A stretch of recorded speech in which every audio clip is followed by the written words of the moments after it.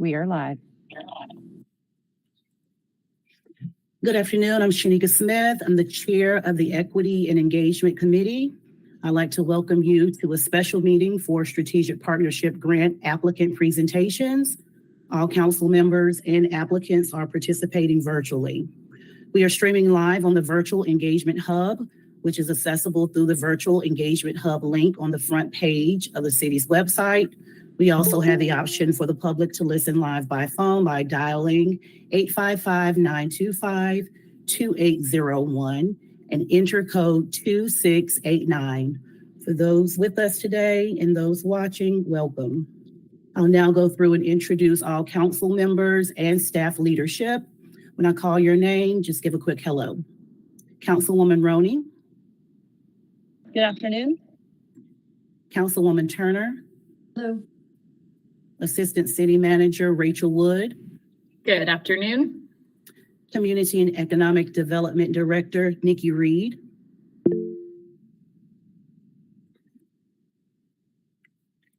All right, I'll continue on. Economic Development Specialist Rachel Taylor. Good afternoon. And a big thank you to the other staff members who are participating and have been able to help facilitate this process. Today, we are joining you today to hear presentations from 23 organizations who are applying for SPG funding. Each project presentation will be 3 minutes. Applicants, staff will notify you when you have 30 seconds left and have reached your time limit. During today's meeting, presenters will not take questions from committee members, nor will there be public comment. Staff will introduce each presenter by the organization name. Presenters, please make sure that your microphone is muted and your camera is off until you hear staff call your organization name. Again, this is a special meeting for applicant presentations only. We will have our regular equity and engagement meeting on April 18th at 1 p.m. Now I'm going to pass it over to Rachel Taylor. She's going to provide you a short overview on our process. Thank you for being here. Thank you. Great. So for today's meeting, staff, I will introduce each organization as you're coming up. Katie Naum will provide a time notice 30 seconds before your time is up. And we'll introduce each organization by the organization name, like we mentioned. And we're asking all of the attendees of this meeting to keep your microphone muted unless you're presenting, and also for the attendees, keep your cameras off until you are ready to present. Council members, of course, you can leave your cameras on, and we'll go from there. So I think we're ready to get started. We have a slight change in order, so we're going to get started with Partners Unlimited. If you could turn on your camera and your mic, we'll be ready to go. All right. How is everybody doing? I'm here with Anderson Davis, our program executive director. And I'm Sally Graves, program manager and academic support person.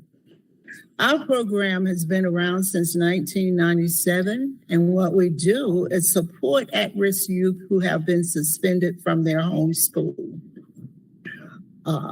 We provide academic support, online learning.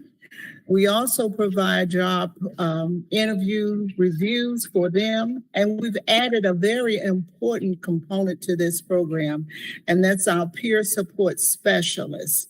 And he's a certified person dealing with drugs and addiction. And we found that in the reading, we've had so many deaths in the community around drugs that we thought this would be a vital part of our program. What did I forget? And that's, I'm open for questions, please. Thank you. We won't be entertaining questions today, but if there's anything else you would like to share about your program or the history of your program, that would be helpful. All right. Like I said, we've been here since 1997, and Anderson started the program by selling hot dogs. You've seen them, and they're very good, so stop by the courthouse and get you one. From that, the program grew. I came aboard in 2005, and my credentials are, I came from Asheville High School as assistant principal. I also taught at AB Tech for 10 years. So I've been here doing that. And what I do is when we get a student referral, I will take the referral to the high school and find out exactly how we can support this student. So that's very important. We only give them what they need, and once they come, we go from there. Our success rate over the years, we've had more than 200 students come through our program, and usually 95% graduate with their class. When students cannot graduate with their class, they kind of get a little put back as far as being in school, because they don't want to see their friends graduate and they're still in the 9th grade or the 10th grade or whatever. So if we can keep them on track academically, we found that we have more success. I also will visit the homes if the parents cannot come to us. And that's something that we've added on Friday. Our program only lasts from Monday to Thursday. You have 30 seconds left. All right. And I will visit the school on Fridays. Thank you. Great. Thank you. Thank you. Next, we have the YMCA of Western North Carolina.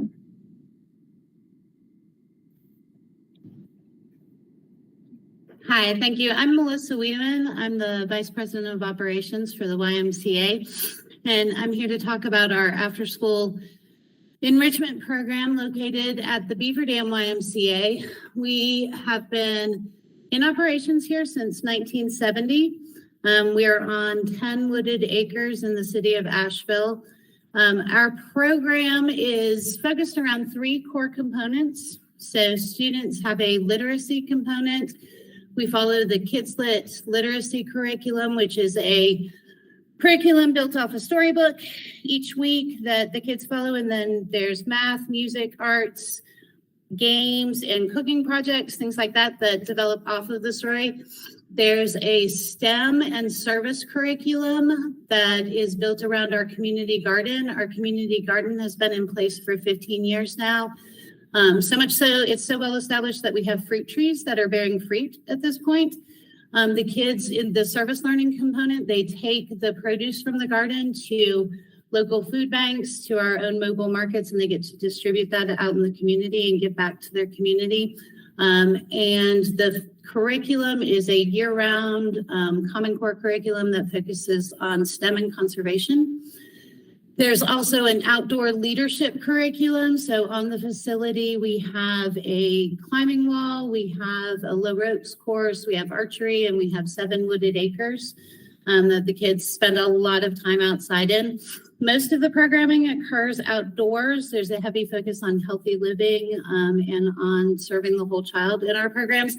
In terms of addressing the opportunity gap, one of the things about this program is not a whole lot of people know about it, even though we've been out here since 1970. We don't do a whole lot of marketing, so it sort of flies under the radar, but we have currently 300 families on the waiting list for the program. So what we want to do with the funding is reserve spots for students who would otherwise miss the opportunity to enroll in these programs. Students who do not have transportation home at the end of the day, we have the opportunity to transport kids. We have buses. And students who do not qualify for child care subsidy vouchers due to issues of citizenship or issues of employment. So You have 30 seconds left. And we also want to make sure that we are serving students that wouldn't qualify for scholarship in programs that have a work requirement. So we would work with schools for referral of the most needy students who are not doing anything after school. Thank you.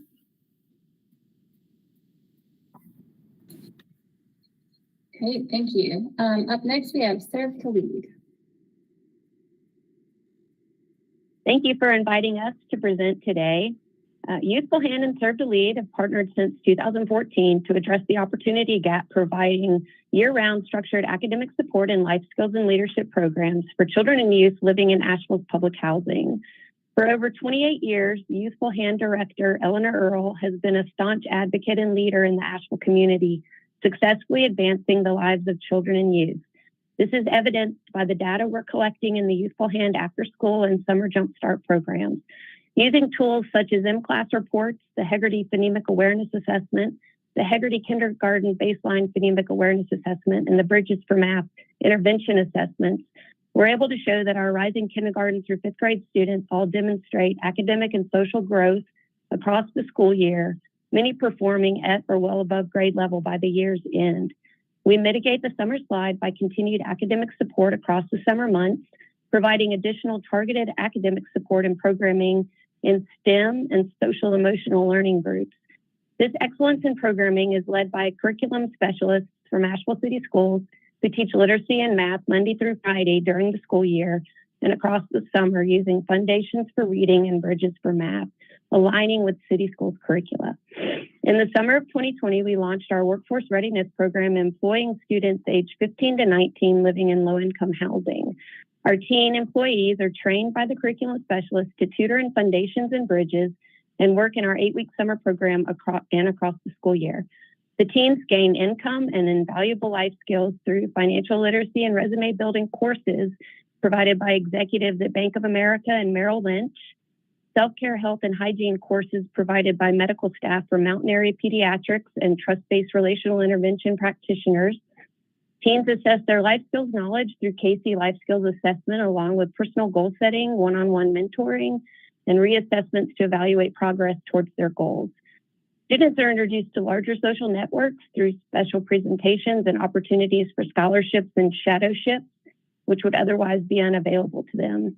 Since 2020, we've employed 52 youth and surrounded them with support for successful employment, including the provision of workplace attire, transportation, securing necessary documents such as state IDs, and assisting them in opening bank accounts.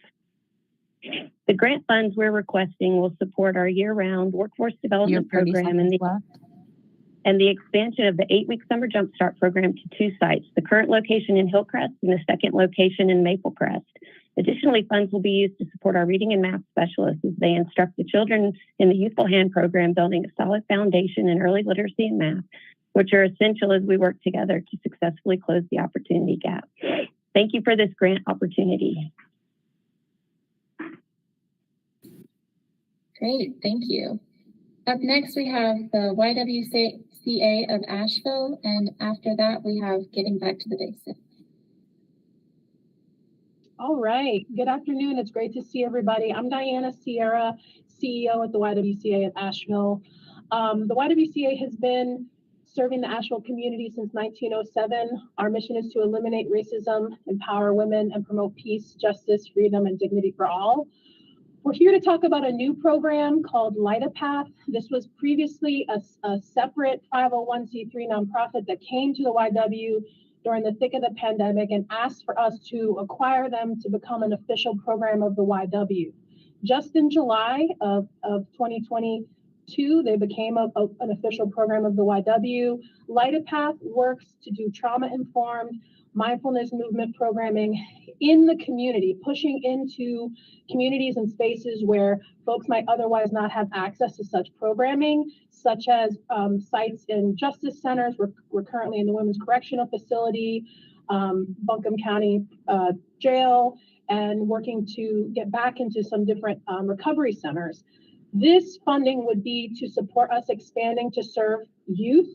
The goal is to teach youth and individual strategies that would allow them to build their resilience and to be able to move through all of the life's challenges with more mindfulness, grounding techniques, and movement. I'll pass it to Anna. Good afternoon. My name is Enwena Smith. I am the new Light a Path coordinator, and getting this grant will help us to grow our expansion in Asheville, and also helping us to assist our youth with mental health crisis. We have seen that suicide and also mental health issues has increased over the nation, but also in Asheville. So we're looking to partner with other community opportunities in the community to support Asheville High, Asheville Middle School, other entities that are dealing with youth, and also expand our youth population here at the YWCA. I'll just add that we know during the pandemic that mental health crisis has gone up. We've had local youth suicides. We also know the impact that racism, poverty, violence has had, especially during the pandemic on our youth. And so we're really passionate and excited about bringing Light a Path programming to youth. This particular grant would help us serve at least 100 youth in partner schools You have and 30 youth seconds left. programming. Thank you. And this will allow us to teach youth self-regulation strategies to reduce stress and increase wellness. We believe that the YW is primed to leverage the partnerships and relationships that we have in order to create a replicable and scalable program. And with that, I want to thank you for your consideration. Thank you. Great, thank you. Up next, we have Getting Back to the Basics, and on deck, we have Asheville Peak Academy. Good afternoon. My name is Bobette Mays and Alma Atkins we're both board members. So I'll start out and I'll give her time to get back to tell us more about what we're going to do. The program was started with a vision in 2009 by Pastor Spencer Hardaway. When we started, there was a need that we could find a way for inexpensive summer camp and after school, because the cost is rising was so high that people could not afford to do that. As we ventured into that, we realized that our youth were missing, young people were missing in math and reading. And in those areas that we decided that we're going to have a summer program, that we would integrate those things into our program. So on Mondays and through Wednesdays, we do have the math, and we do have arts and crafts, and we do have reading. And we realized that it started at possibly a younger age. So last year, we endeavored to use pre-K, because we realized that we had some kids that had never been to school before. And by the time they got into kindergarten or first grade, that they may be behind some. Well, with all of that, we still keep our costs down to maybe $25 a week for each child. And we have a sliding scale if there's multiple children. And we also give scholarships. So I'll let Ms. Alma finish up. Good afternoon. My name is Alma Atkins, and I want to give you a little bit of overview about our mission and vision for Project Lighten Up in general. Project Lighten Up captures the imagination and curiosity of young people by providing opportunities for them to explore academic skills, to create positive and powerful solutions to issues impacting their lives, while instructing Asheville's youth on how to improve their educational status. We want them to become agents of social change, take action in their community with projects, and carry positive messages to their peers. We are also a crime and gang prevention program, but also we provide an enrichment extension to educational opportunities for our students. We believe that if you challenge young people to develop their own solutions, they will respond with energy, imagination, commitment, and action. We accomplish this mission through a variety of You have 30 seconds left. STEAM programs. The biggest thing we want you to know is that we encourage the wonder that is already inside each and every young person that comes to our program, and we provide the family with safe, secure, and intact educational exploration. And we thank you all for exploration, excuse me. For this. We need it because cost of everything has gone up so much, and we have a transportation problem. So to get this grant would mean a lot for us to keep with our program. And thank you again. Thank you. Thank you. Up next, we have Asheville Peak Academy, and Purpose Publishing is on deck. Good afternoon. My name's Kadada Nguyen. I'm the Executive Director of Asheville Peak Academy, a charter school here in Asheville, North Carolina. I'd like to start with our mission, which is through dynamic, culturally relevant instruction and limitless expectations, students at Peak will be empowered with academic excellence, character traits, and the love of learning necessary to become lifelong scholars, leaders, and community stewards. Essentially, the goal for Asheville Peak Academy is with the right resources, we'd like to see the opportunity and achievement gap close within our school community.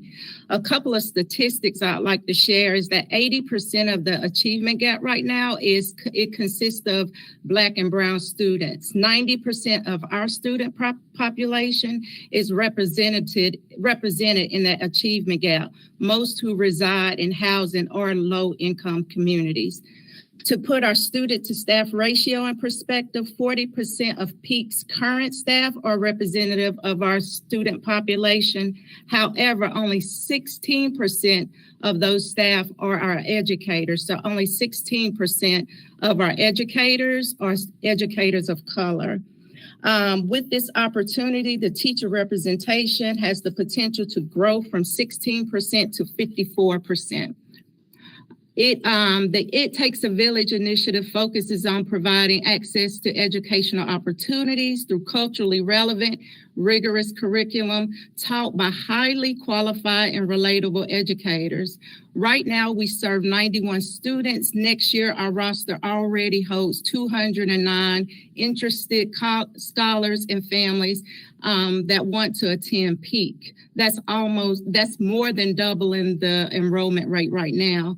We also have 13 highly qualified educators who applied to work at Peak and moved to Asheville, North Carolina. If selected, if our project is funded 100%, we'll have the resources needed to retain 10 of the 13 interested educators with the abilities to address the high cost of living here in Asheville, and with relocation stipends, competitive incentive packages, and supporting housing deposits. We found that it's either $65 per family member's head or first and last month rents, which can be over $3,000 per family. You have 30 seconds left. We will also have what's needed to address and keep our Title I status, where we can maintain the ability to offer after school, uniforms, breakfast and lunch, and transportation at no cost to families and scholars. I appreciate your time. Thank you so much.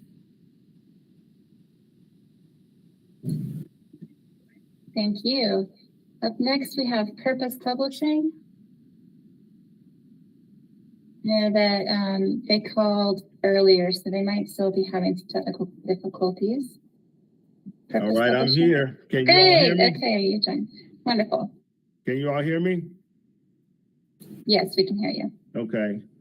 Thanks for having me. My name is Wilbur Rayford Mapp. I'm better known as Ray Mapp.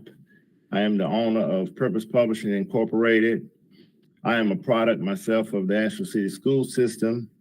And Purpose Publishing, my business, is offering the STEM Role Model GAP program. The GAP program is in response to the achievement gap that was reported in the news in early February, where it showed that out of 100 Black students, only approximately 10 students were proficient in math, and out of 100 Black students, only about 15 to 16 students were proficient in reading. However, there's a bigger picture. The bigger picture is that America ranked 21st in the world in overall education out of 79 countries on the planet. And we attribute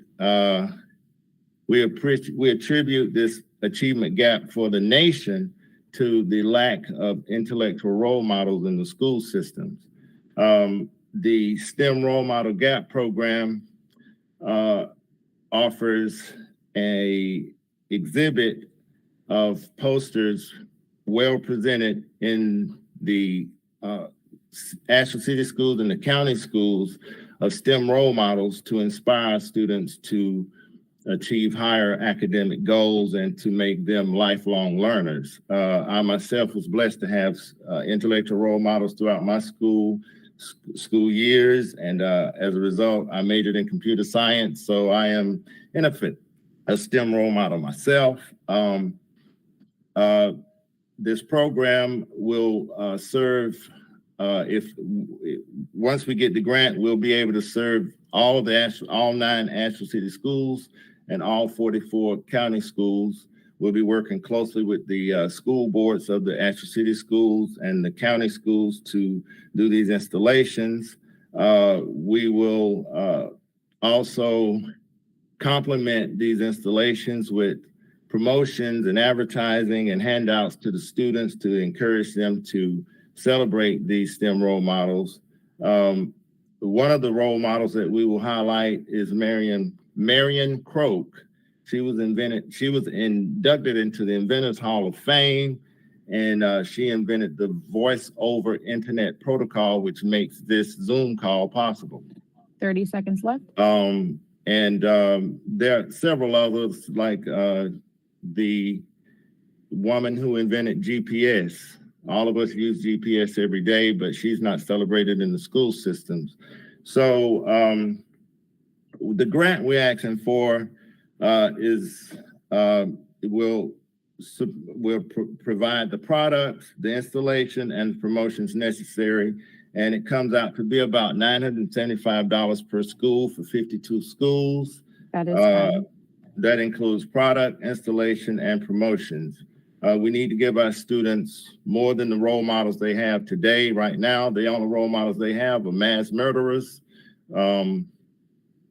crooked politicians, and rappers and gangsters. We need to give our students other role models outside of that. And we believe that these exhibits of improved instructional design will do that. We have to let our children know that it's possible through role models that they can achieve these goals. Thank you, Mr. Mapp. That is our time now. And up next, we have Read to Succeed. Thank you. Thank you.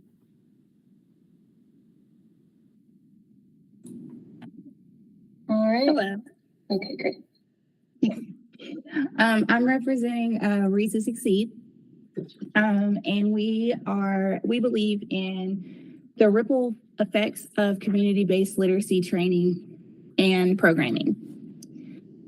We value the direct impact of literacy on our children's academic and life success.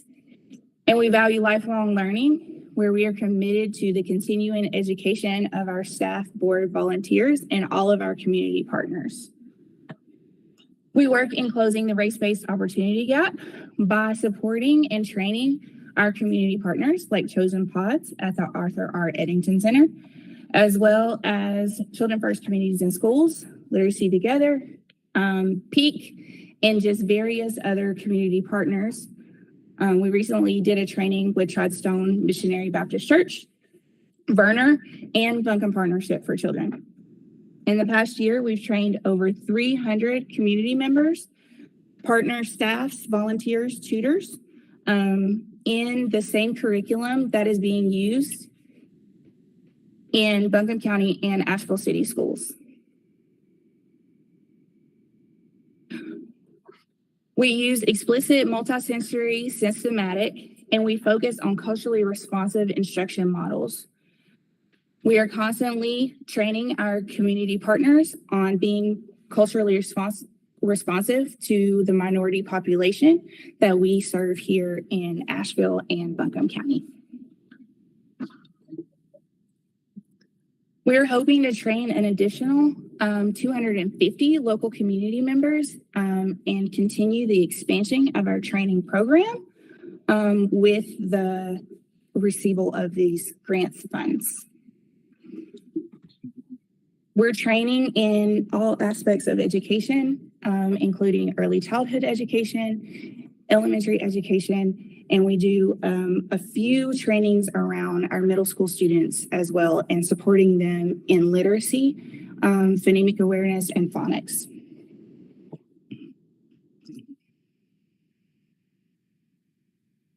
And that's all I have. Great, thank you. Sorry, lost that button there. We have the ARC of Buncombe County up next, and after that, we've got Umoja Health, Wellness, and Justice Collective.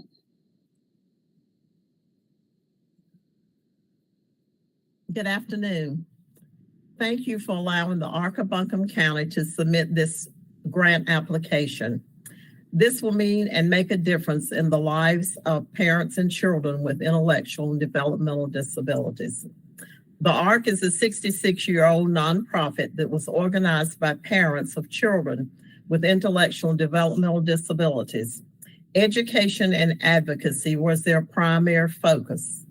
Families and children need the same services, education, a preparation for lifelong skills, and stabilization. The ARC distinguishes itself from others as we provide wraparound services, person-centered services to the clients, families, and caregivers that support the person. Our organizational structure is intentionally small to keep overhead costs low, to ensure the majority of the funds go directly to services, since we are not a Medicaid agency. Donations, fundraising, and grants support our programs.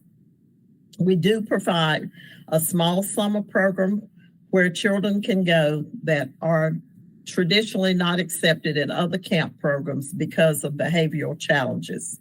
We also provide summer camp scholarships for specialized summer camp. We have supported parents and school programs from the beginning. We provide IEP supports, all needs for iPads, laptops, tutors, mentors, respite care, specialized summer camp, and transportation. We provide therapeutic needs, social skills, behavior training support. One of our main focuses at the moment is also with fetal alcohol training to providers and to parents and agencies, because we have found that fetal alcohol is one of the prime problems with people that are imprisoned or run into trouble with the law. So we are working hard with that. Our request for help with school issues, IEPs, and other issues within the school has doubled since COVID. The bullying and the lack of engagement for children has just surpassed all of our thoughts that would happen. And our primary focus will be providing support services and resources that will increase the opportunity for the members of the IDD community, caregivers, to gain skills to live, 30 seconds left. learn, work, and play to realize their highest potential. We have been working with the educational system with our health and wellness prior to COVID in both school systems, and our early childhood is our focus to ensure that all our children receive the same education and support as other children in the community. We hope that you will consider us for this grant. Thank you. Thank you. Up next, we have Umoja Health, Wellness, and Justice Collective, and Leaf Global Arts will be on deck. Hello, thank you all for having us today. My name is Michael Hayes. I'm the Executive Director of Umoja Health, Wellness, and Justice Collective, and I'm here to present about the Hope for the Future program, which is our youth-led summer program, also after-school program. We're asking for funds to support the Hope for the Future program.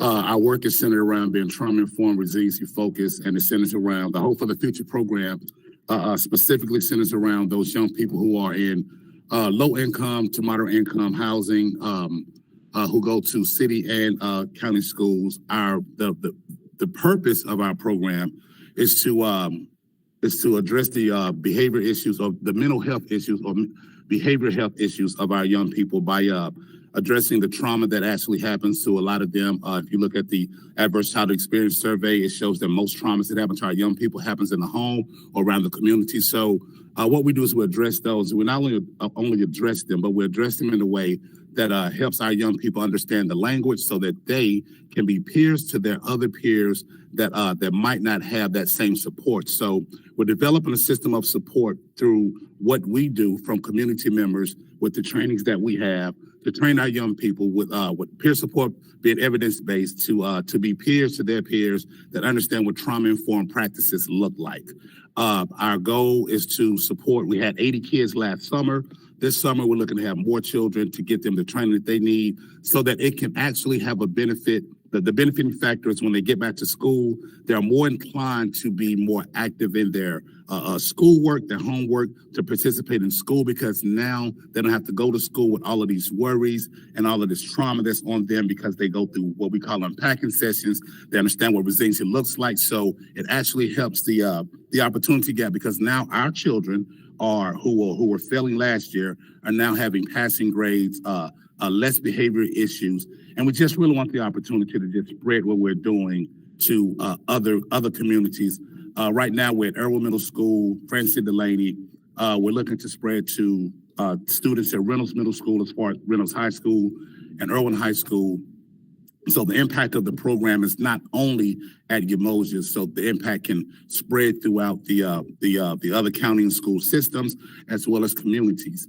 The best part that the one part that I really want to harp on is that working with Irwin Middle School students, where the risk ratio was 5.5% for Black and Brown students to get in trouble, ISS, our school suspension. Now that number is down to less than 3% with the work that we're doing with the students in that particular school. And that's what we hope to be able to present throughout the whole summer with other students in other places. Thank you for having me. Thank you. Up next, we have Leaf Global Arts, followed by Hood Huggers International. Hello, I am Erin Hartley, the Education Director here at Leaf Global Arts in the heart of downtown Asheville. Part of our mission is connecting cultures through music and arts education. We have classes in art, theater, music, culture, dance, and more. Our center here opened in 2020, and it's an extension of our Leaf Schools and Streets program that began in 2004. Leaf Schools and Streets has served over 80,000 youth. 40% of our students, more than 40% of our students identify as BIPOC, and more than 50% are economically disadvantaged. We're asking for your support to help eliminate any financial barriers to any child receiving global arts education here at our downtown location. We know that study after study has shown that arts education has improved graduation rates and test scores and social emotional learning for students. We're asking that you help us address the opportunity gap by funding 4 different elements of our arts education here at Leaf Global. Those 4 elements are field trips, summer camps, classes and lessons, and professional development for teachers. And I'll tell you a little bit about each of those.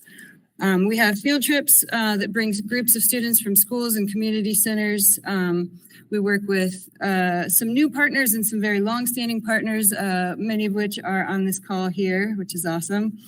All of our field trips are completely customizable. You know, we offer dance, music, theater, art, culture, and we can connect to the North Carolina curriculum standards with each class.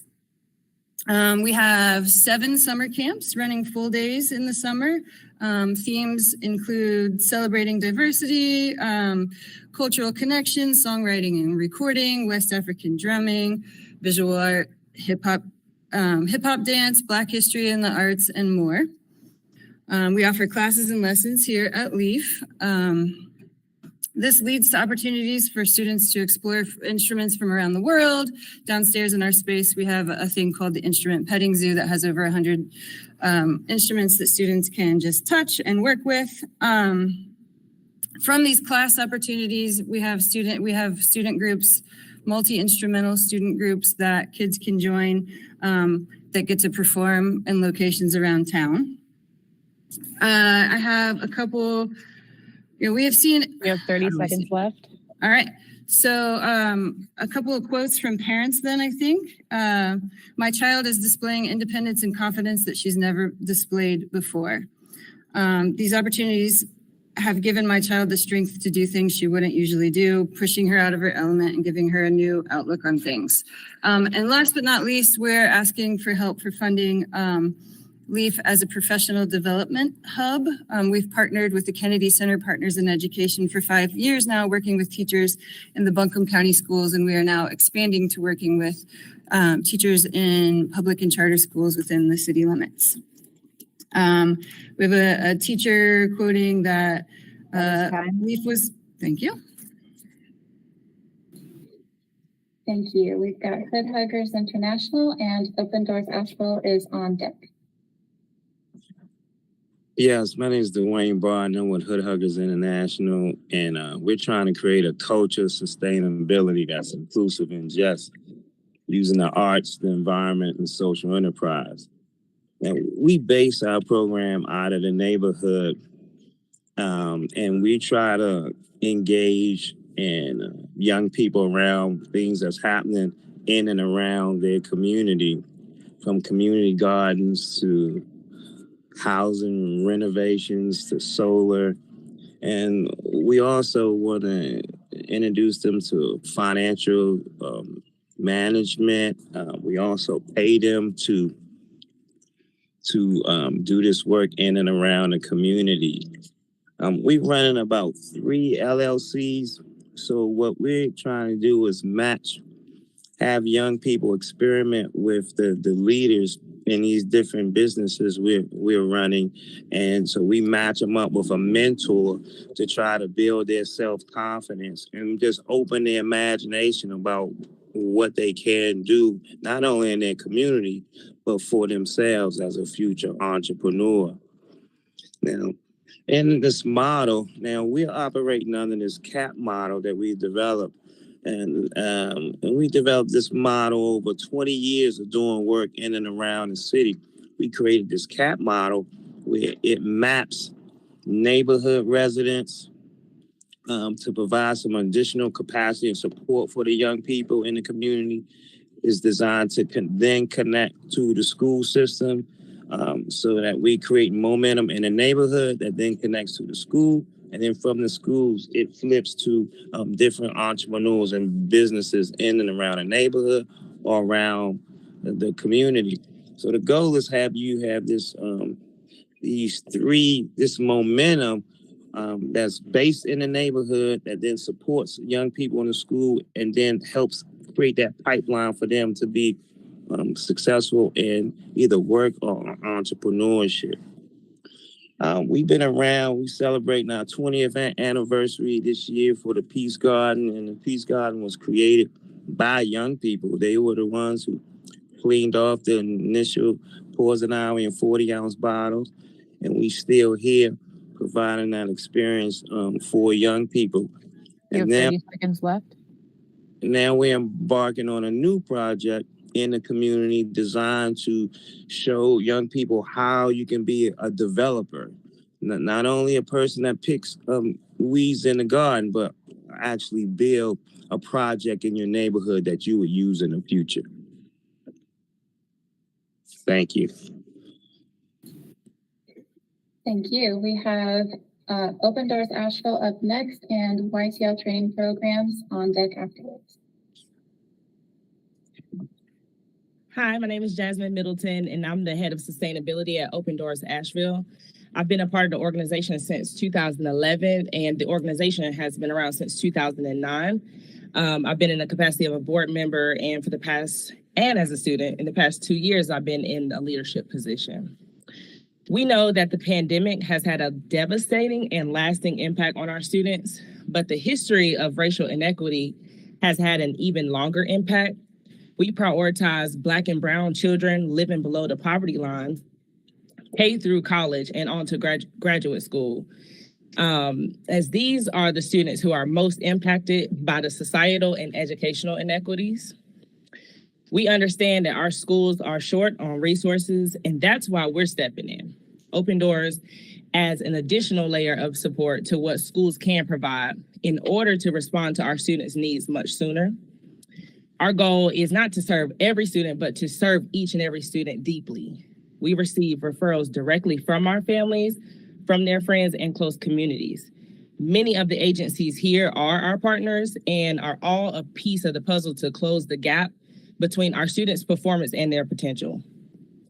Of the students that we work with, 65% of them have a suspected or diagnosed learning difference. And out of that 65%, only 9% has been identified by the schools. Without additional advocacy and intervention, our students would likely be falling through the cracks. We get our students life-changing psychoeducational assessments to identify those learning differences and provide accommodations that can be used at school and at home. Our summer and academics director, who is also professionally trained, whose salary we have requested in this grant, would help us provide more school-based advocacy, professional and peer-to-peer training, after school and summer enrichment to help prevent summer slide and college prep and support. We are unique and different because of our immense depth of service and our long-term relationships with our students and families. We work with outstanding local STEAM program and partners to avoid replication of services. Open Doors' whole child and holistic approach is research and evidence-based, and it works. We break down barriers by collaborating with our students and families to develop individualized service plans for each student. And we provide education services supported by a scaffold of family sustainability programs such as transportation, food support, financial literacy, and housing. For example, last year we drove over 25,000 miles to support our students getting to and from their tutoring and enrichments. 30 seconds left.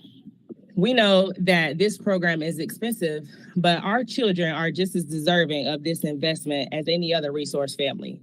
As our grant shows, Open Door students have higher high school graduation rates, higher college enrollment, and higher college graduation rates than our local and national peers. Your dollars will be leveraged by our strong donor base and will make a huge difference in academic, emotional, financial, health, and civic outcomes for our students and their families for generations to come. Thank you. Thank you. Up next, we have YTL training programs, and Children First Communities and Schools is on deck.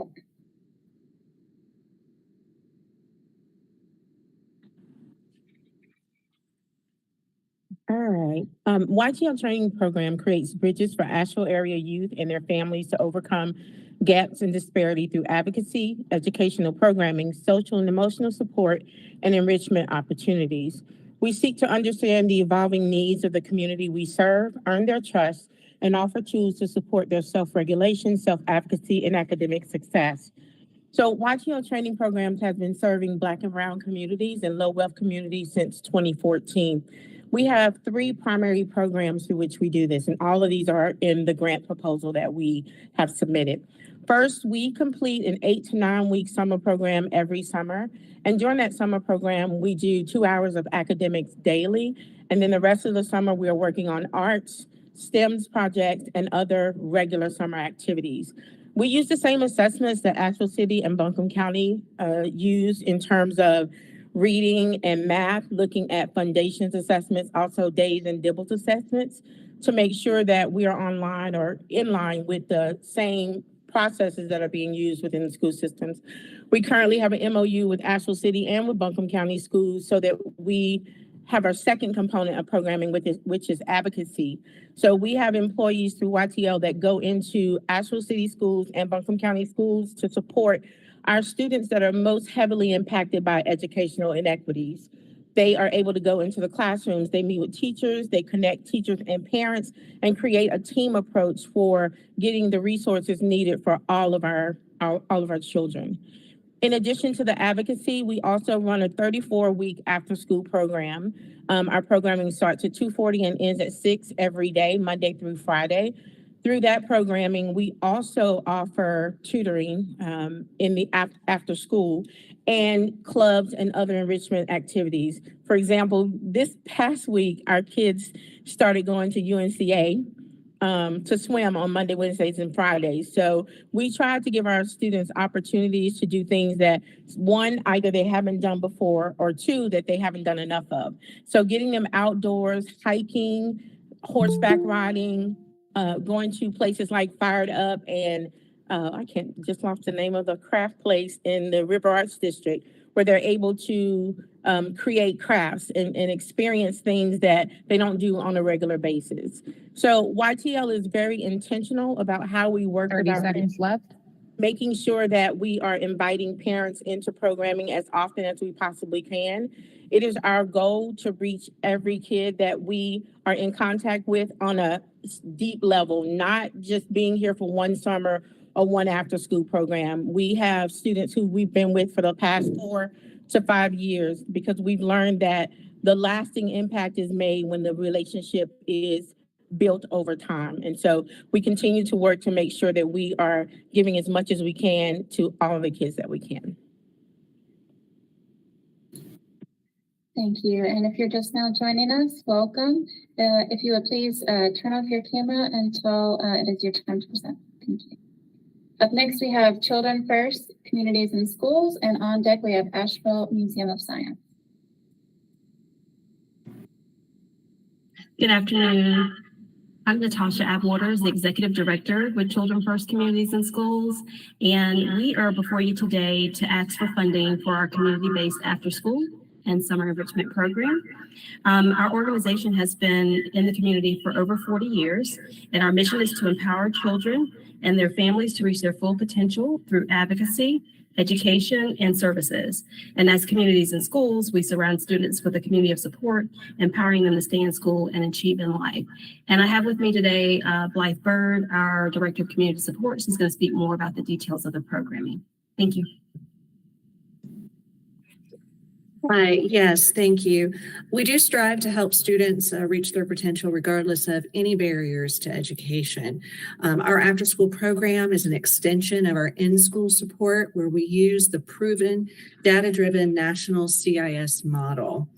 We provide academic enrichment through tutors and our skilled employees and social emotional supports as well through not only partners where they engage in yoga and learning things like photography, but through simple restorative circles with our employees and staff.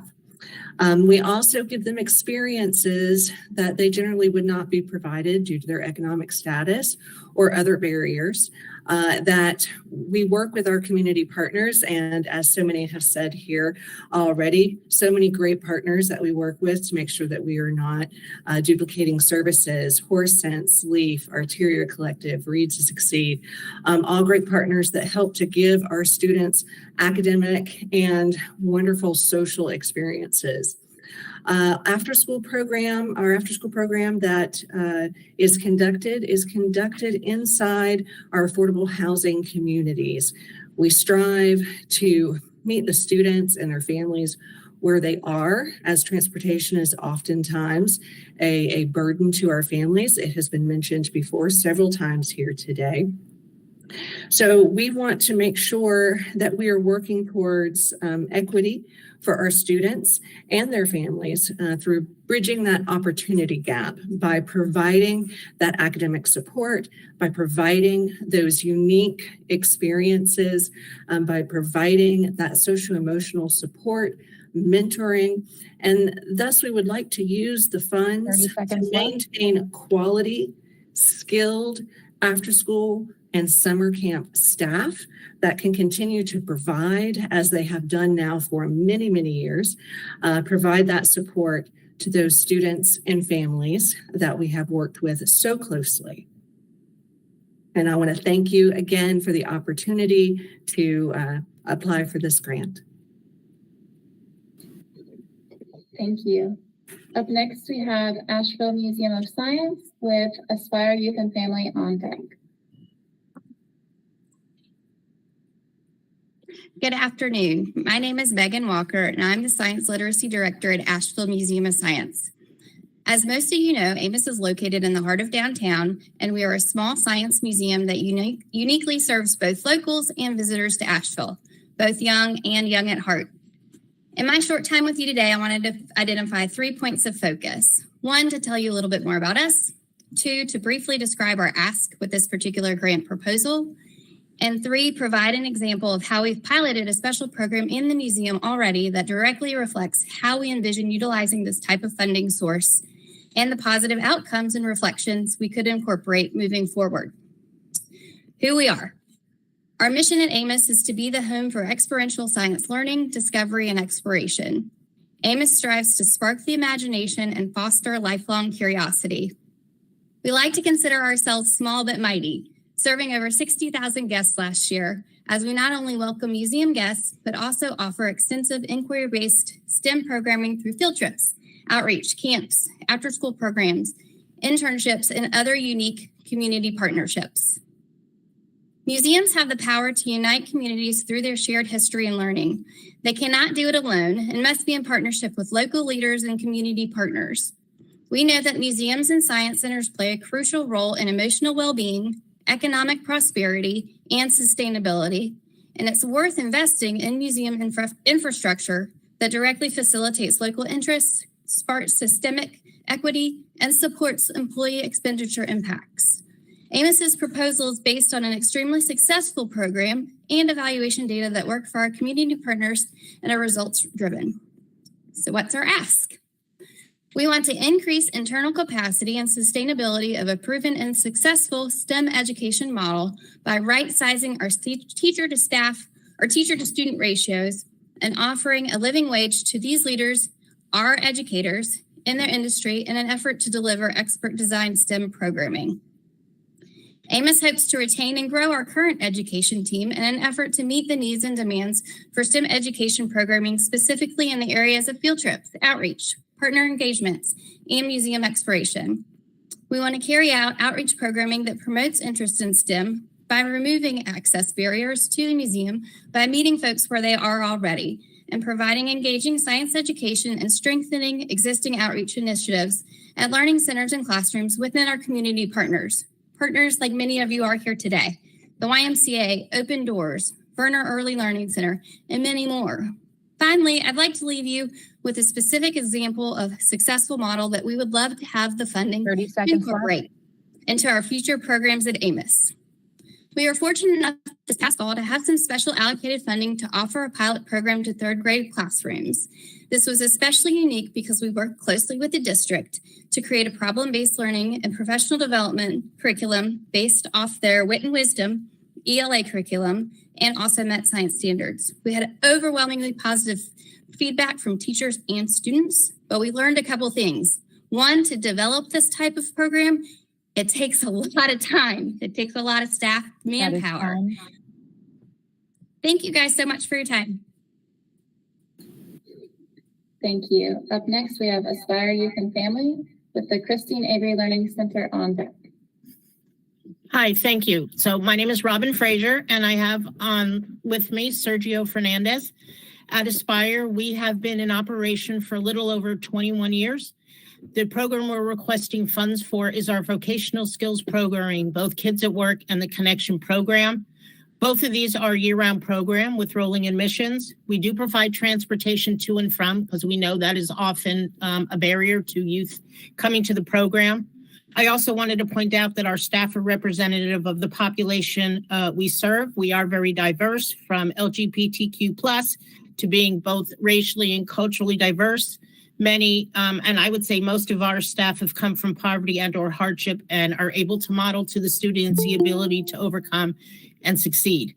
Youth will participate in STEM-oriented activities through the culinary arts, our music, audio production, and our cinematography classes to capture their interest and inspire future career paths, while also strengthening educational concepts to close that achievement gap. The target population is at-risk city of Asheville youth between the ages of 12 and 18 from low to moderate income households. The Buncombe County Risk and Needs Assessment Committee identified a number of risk need factors in youth referred to court services that our program addresses, such as substance abuse, behavioral issues, and assaultive behavior both in and out of school. Low to moderate income youth, particularly those of color, have disproportionate representation in the juvenile justice system and in behavior referrals in the school system. I think it's pretty well established that school suspensions are linked to lower academic success and lower rates of high school graduation.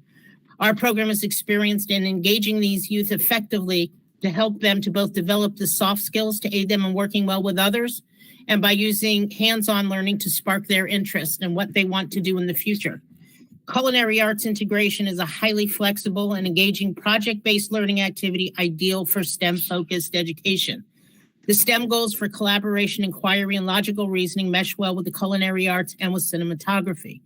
All of our learning is project-based and designed to prepare the youth for employment, higher education, and/or business ownership. So let me give you a couple of examples. There are several interactive STEM cooking activities, which we are currently doing. Students study how heating and cooling can cause reversible or irreversible changes in matter. So students create a dish and then defend to their classmates which matter changes in the dish are reversible and which are not. 30 seconds. Also using basic ingredients such as sugar, salt, things like that. They alter the amounts to create bread, cake, cookies, brownies, things of that. There's also a physics component where they manufacture their own kitchen gadgets and then cook using them and try to sell them to kids in the class to sell those concepts. So both of our programs are heavily focused on the STEM components of science, technology, engineering, and mathematics. And lastly, our staff also assists youth with internship and/or job placement to further their skills once they complete the program. So Aspire wants to thank you for this opportunity. Thank you. Up next, we have the Christine Avery Learning Center with the Buncombe County Partnership for Children on deck. Good afternoon. I am Cece Weston, the Executive Director of the Christine Avery Learning Center. We've been in existence since 2014, serving students ages 2 to 15.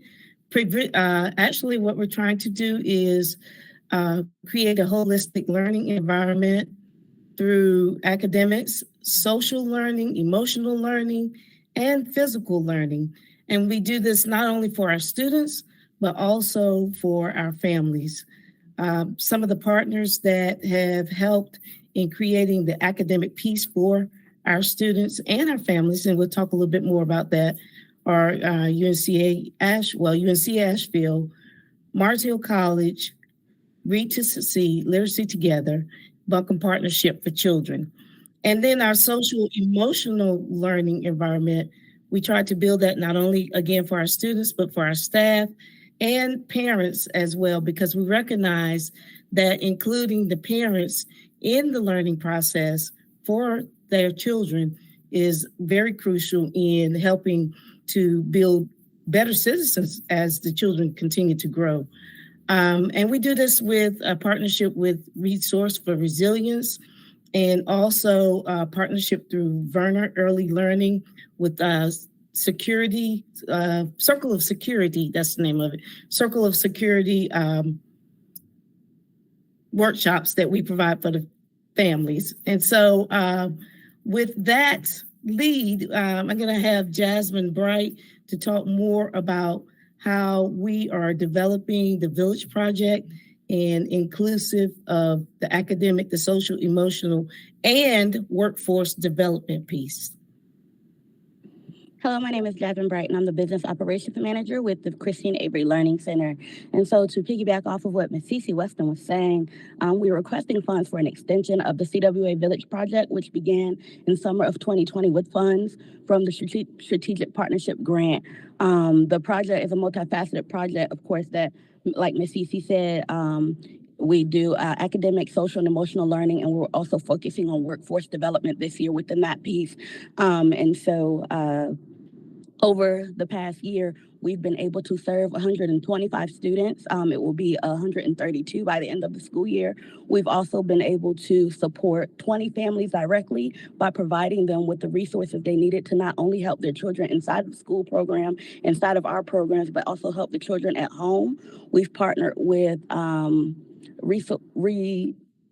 Circle of Security and Reconnect Resource for Resilience. They're providing programs for our parents that will allow them to not only understand their children better in the school setting, but understand them better at home and connect those pieces together at home. And we are looking forward to receiving more funding to help extend this program in the future. Thank you.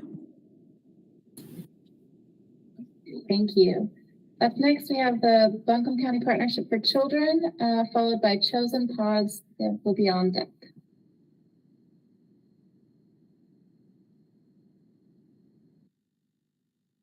There we go. Hi, I'm Tasha Lewis. I'm the Workforce Development Director for Buncombe Partnership for Children. And I also have my Assistant Executive Director on here as well, Caroline Rodier. I'm not sure if she's going to get on camera, but if I forget something, please let me know because I get nervous and I just start going and rambling. So the Early Childhood Workforce Development Program is ending its 5th year here in the Asheville City, Buncombe County area. This program was created out of a community forum from parents, teachers, center directors here in the area. And as we all know, there's a childcare crisis, and there's an even bigger childcare crisis after the pandemic, and the pandemic still continuing to go. The program, like I said, is ending on its 5th year, and we've trained over 200 participants to be early childhood educators in our childcare centers here in the area. They go through a training series where it is the trainings consist of the requirements from the state childcare agencies, and we are able to pay a living wage stipend based on Just Economics Buncombe County living wage rate. And we've been very, very fortunate to be able to accrue funds to help with other needs from participants who come through the program. Our program is on its 2nd year of being bilingual. And so we partner with Sinsotle to translate all of our trainings, all of our documents. We have also partnered with a local family childcare owner who we was able to get her certified to teach our EDU 119 beginning course to become a lead teacher in childcare centers. As we all know, the early childhood CTE program at Asheville City Schools is no longer existing. And so we know that we need to get back into the Asheville City Schools to catch those individuals who are interested in the early childhood field and make sure that they have an avenue in order to continue their education in that field, because there is a dire need for early childhood educators. And so as a former childhood educator, we know that it's super important. We've been able to duplicate this program and consult with Henderson County, Transylvania, Southwestern region, and the Charlotte-Mecklenburg County. And so we would appreciate as much funding as possible to continue, because as this program grows, it gets more and more expensive, and especially with the living wage gap that a lot of our participants have, we want to make sure that we're providing them with all the services that we can. Thank you. Thank you. Up next, we have Chosen Paws, followed by Arteria Collective, who will be on deck next.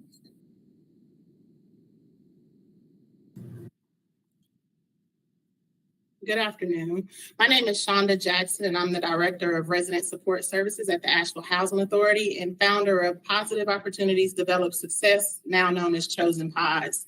Chosen Pods is a free after-school and summer program that is unique in that it is primarily led and operated by residents who live in our Asheville housing communities. Our goal is to provide a familiar environment with well-trained, relatable staff who live in the children's communities and possess lived experiences that will cultivate authentic, meaningful relationships with children and their families. Live, learn, grow, thrive, and give back is the Chosen Pods motto. We give our children, families, and staff the opportunity to grow in a welcoming environment that activates everyone's giftings and talents for each child and staff member to support them in reaching their fullest potential. Our hope is that this will translate to one day those same students reaching back into our community to provide those opportunities. We uphold high standards for children and families by demonstrating consistency and accountability. We believe this will ultimately result in academic growth, personal success, and eventually eliminate the race-based opportunity gaps that exist in education, housing, income, and work and life conditions for all people of color. Chosen Pods serves students kindergarten through college. The reason I say college is because once our students reach ninth grade, they become junior youth impact workers. When they graduate from high school, we allow those graduates to come back Christmas, spring, and summer breaks to continue working with the younger students. 100% of our staff identify as Black. 98% of the students attending our after-school and summer programs identify as Black. 95% of those students live in public housing or receive rental assistance through Section 8. The average income for families residing in our housing communities is less than $8,000 a year. With that said, thanks to our partnership with Chosen, students receive snack and dinner daily through the school year, and they receive breakfast, snacks, lunch, and dinner in the summer. We also provide transportation from school and home in the evenings. In partnership with Read to Succeed, we ensure our students' growth, foundational reading and writing skills to counter the effects of the achievement gap. Together through lessons with reading teachers, literacy tutors, access to culturally responsive books, and family reading events, we have grown a community-powered culture of learning. This grant will allow us to purchase an assessment tool, which will allow us to monitor students' growth throughout the school year, including the summer months. It will also allow us to continue all the great work currently going on, as well as provide additional experiential opportunities.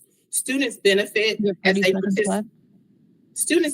they participate in unique experiences that build on their learning. Most importantly, these experiences pique the interest of young learners, a key factor in children's motivation to learn in ways that are relevant, meaningful, and connect topics and ideas learned in the classroom to the real world. Thank you. Thank you. Up next, we have Arteria Collective, followed by KL Training Solutions. Hey there, everyone. First, just gratitude to the council members and the committee for the review process. A lot of applications. It's a tough job. Don't interview y'all. My name is Sekou Coleman. I'm the executive director of Arteria Collective. We were initially founded in 2011 under the name Asheville Writers in the Schools. We just recently changed our name, primarily because the work that we are doing is a lot more expansive than simply writing it in the schools. Our work focuses on building relationships through arts and culture activities, and in particular, we use a model which we call our artist residency program. And what that does is connect artists of color with opportunities to do residencies in school and community settings. And while on the onset, this work looks like things like photography programs or writing programs or visual arts, the real impact is in the relationships that are made between the young people and the adults who mentor them. We really believe in a concept known as radical healing, which is a philosophy that espouses that in order for BIPOC youth to thrive, there are three things that are needed: the ability to have healthy relationships with peers and adults, the ability to have a strong racial identity, and the ability to have a social consciousness so they can be connected to what's going on in their community.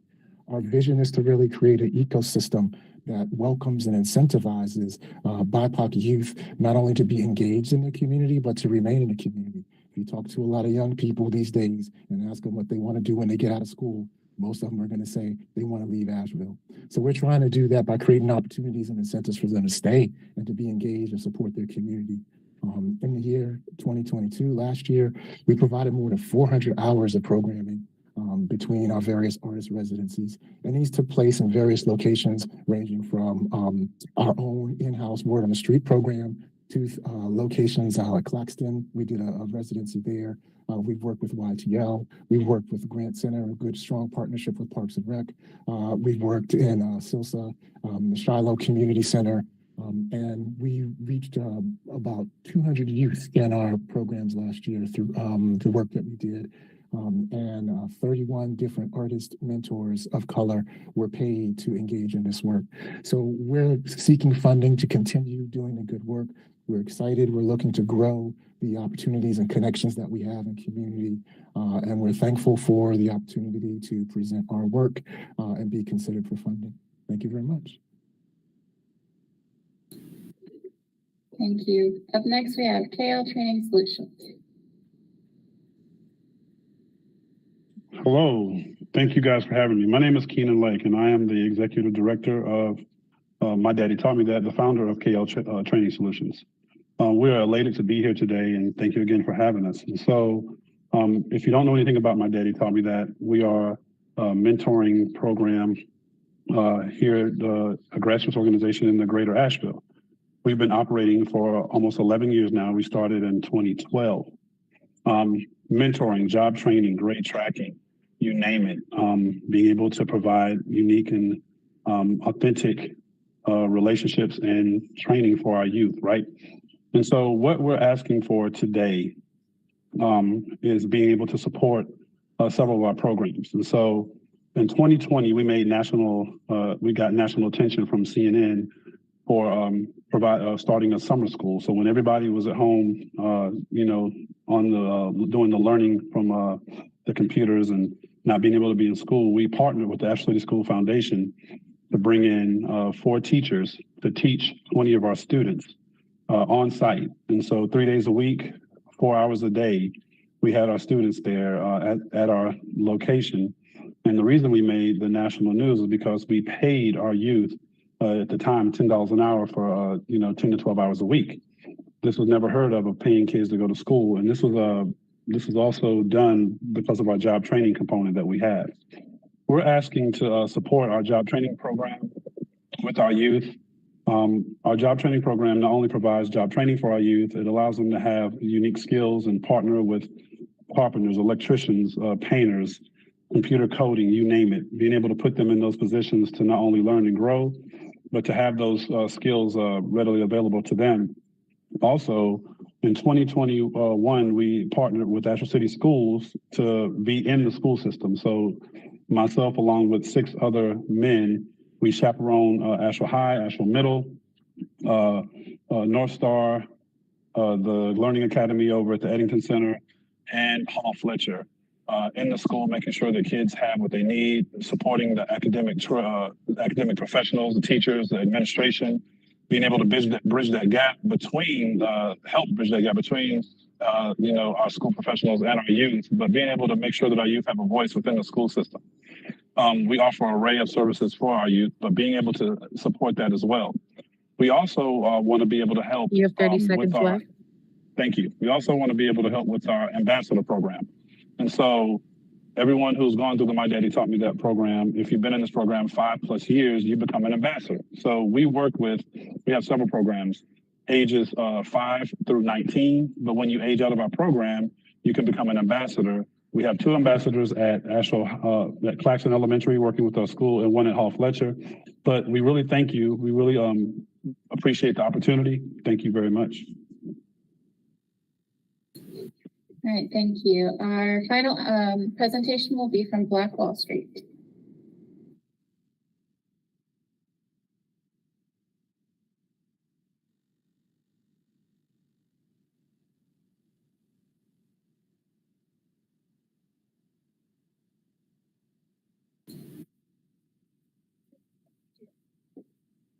Is Bruce Waller on the call?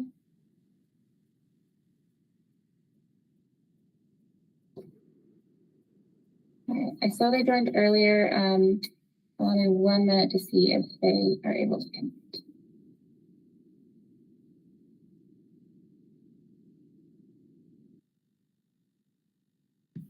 I did see a notice pop up that they had left the call, but I don't see them having rejoined.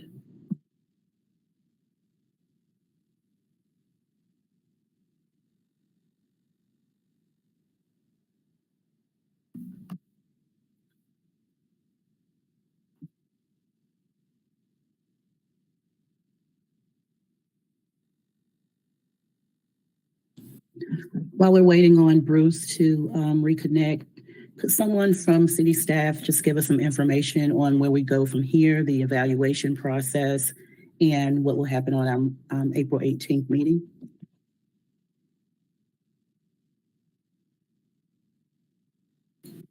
I can hop on and provide that information. So our evaluation process, we have 8 evaluators. They have been working on reviewing each of the applications and using a scoring rubric and scoring sheet. We've worked with our Office of Data and Performance to build those spreadsheets and compile the scores. We will be meeting later on this afternoon to finalize recommendations. And those recommendations will be presented next week at the Equity and Engagement Committee meeting. So at that meeting, we'll present to you all the considerations for the upcoming grant year. And then we will receive your feedback and make any adjustments as needed. Pending the approval of the committee, we will take the recommendations, the final recommendations to full council on April 25th. Thank you, Rachel. I'm not sure that I saw him rejoin.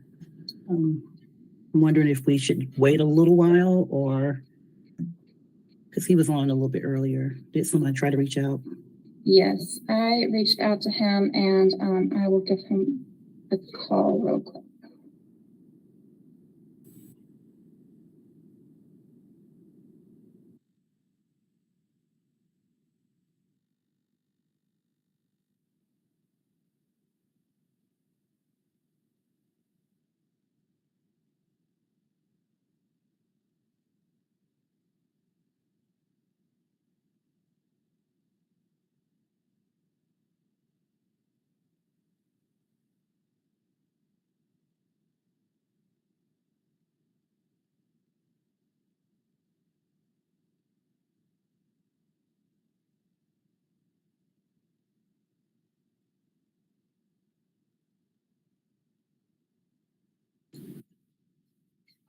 Okay, I apologize, but unfortunately I am not able to connect with him at this time. He may have had a scheduling difficulty. So that he is our last applicant. So we are wrapped up with applications or the presentations for today. And we will follow up and present to the Equity and Engagement Committee on Tuesday. Okay. Thank you to everybody who applied. This is a good thing. I heard so many great programs, and I love the direction that we're going. This community is very should be grateful to have all of this work and focus on our children and families. So good luck to all of you, and we'll reconvene on April 18th to hear the funding considerations. Would anybody else from the committee or staff like to give last words before we adjourn? This is Kim. I'll just echo the gratitude for the time and energy that folks took out of the day to help us deeply understand the work that you're doing on the ground. Similar, just to echo my appreciation. It's fascinating to hear all the wonderful presentations. Thank you all, and I hope you all have